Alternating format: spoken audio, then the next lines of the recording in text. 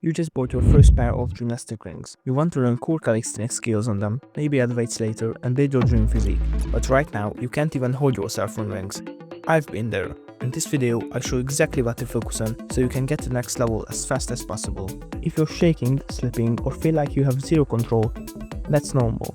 Rings are unstable, so every muscle has to work extra just to keep you balanced. That's why they feel way harder than bars or machines at the gym. Most beginners make the same mistake on rings. They jump straight into skills, fancy exercises, or random workouts they saw online. I did the same thing, and it just made everything feel harder than it needed to be. The truth is, you don't need more exercises.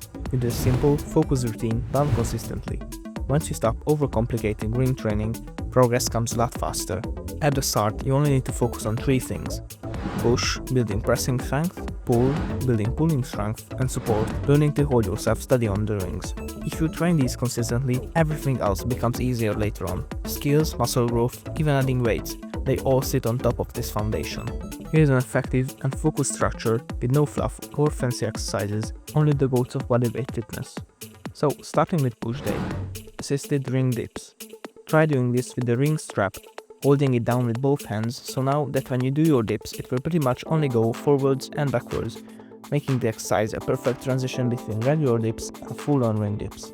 Another alternative is to use resistance bands, or if you want, you can use both the ring strap and the resistance band as well. I recommend doing 4 to 5 sets of controlled reps. Once you can do more than 6 reps in a set, then 3 sets will be sufficient as well. The second exercise is ring push-ups.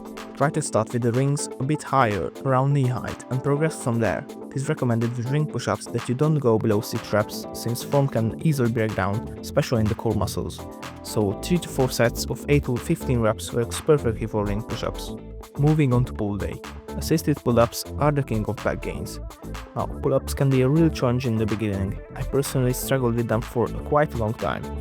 What helped me the most were resistance band pull-ups, and switching out the resistance band to a lighter one until I could do regular pull-ups without them. Doing only negatives is also a really great way to transition. Just jump on the bar or rings, or get into the top position by standing on a chair, and slowly do the eccentric part of the movement. Do 3 sets of 8 to 15 repetitions. Now, ring rows. This is one of my favorites. Ring rows are literally the best way to get a thick back at home. Progression is solved by the height of the rings, and for a long time you won't even need any weights to make it harder. Your joints will also be thankful, since the movement pattern is different for everyone, following a natural path unique to your body. This can be said for every ring exercise basically. It is part of the reason I love them so much and recommend it to everyone who's looking to take their home workouts to the next level. And again, 3 to 4 sets of 8 to 15 repetitions will do you wonders. And if you want to boost your progress, especially on push days, you might want to incorporate ring support holds. Basically, just hop on rings and try to stay there. But if you've ever done them, you know that this is much easier said than done. You'll probably be shaking all over the place. The goal is to work up to 20 to 30 seconds of a normal dip hold. Okay, so now you've got a better idea of how to start training on rings. Take your time between sets. Focus on controlled, slower movements, not rushing through reps and chasing numbers. And of course, you want to achieve better form since it makes the exercise safer, protects your joints and tendons, and works the right muscles in the way that you intended to. If something feels too hard, make it easier by adjusting your body angle or using assistance. Remember, progress comes from consistency, not forcing it and training really intense for a couple of days and then giving up. Change happens fast, but not that fast. You'll see results in a couple of weeks, but you need to keep showing up.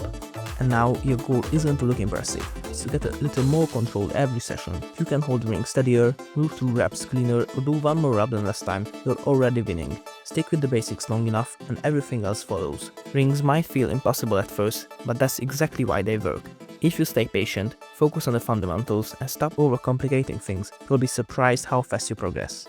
And if you want more videos like this, breaking down ring training step by step, stick around and subscribe. Watch these videos next if you want to dig deeper in ring training, or if you're interested in how I actually train at home. This is only the beginning. See you in the next one.